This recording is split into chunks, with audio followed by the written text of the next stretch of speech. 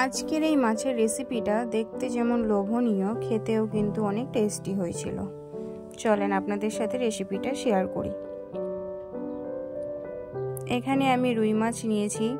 লবণ, গোলমরিচের গুঁড়ো আর লেবুর রস দিয়ে ভালো করে মাছটাকে মাখিয়ে রাখবো কিছুক্ষণ, প্রায় 5 মিনিটের মতো। মশলা রেডি করব। পেঁয়াজ, রসুন, কাঁচা লঙ্কা এটাকে পেস্ট করে নেব। দই, কাজু এটাকেও পেস্ট করে নেব। এবার কড়াই তেলটাকে ভালো করে গরম করব। গরম হয়ে গেলে পরে এক এক করে মাছগুলো ছেড়ে ভালো করে ভেজে নেব।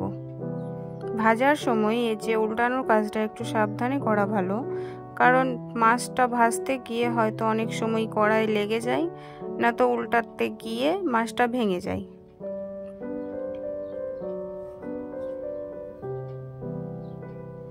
মাছটাকে ভালো করে ভেজে নেব। বেশি ভাজতে যাব না, বেশি ভাজলে মাছের টেস্টটা নষ্ট হয়ে যায়।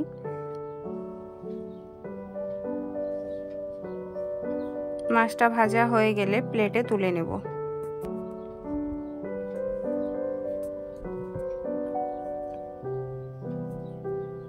মাছগুলো প্লেটে তোলা হয়ে গেছে।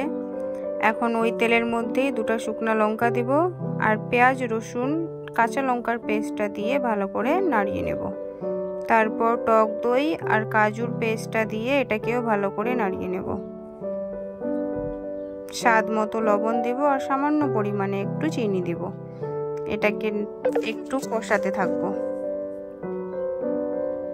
কষানো হয়ে গেলে জল দিয়ে ভালো করে ঢাকা দিয়ে রাখবো। জলটা ফুটে গেলেই মাছগুলো দিয়ে দিব।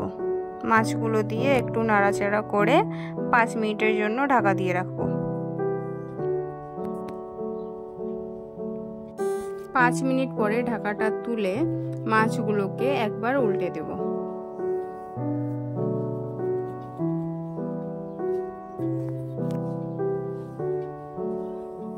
দুটা কাঁচা লঙ্কা চেরা ছেড়ে দেব উপরে।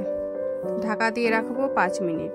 5 মিনিট হয়ে গেলে উপর দিয়ে লেবুর পাতা ছড়িয়ে দেব।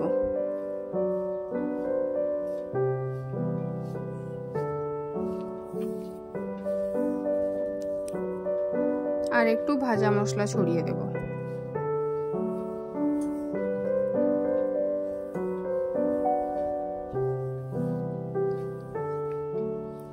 এখন ঢাকা দিয়ে রেখে দেব যতক্ষণ না পর্যন্ত আমরা এটাকে সার্ভ করি। গ্যাসটা অফ করে দেব।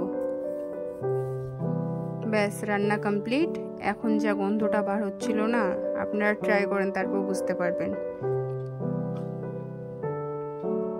এবার এটাকে সার্ভ করে নেব। আজকের এই রেসিপিটা যদি আমার আজকে ভালো লেগে থাকে তাহলে আপনারা আমার চ্যানেলটাকে সাবস্ক্রাইব করে দিন আর লাইক, কমেন্ট, শেয়ার করে দিন। ধন্যবাদ।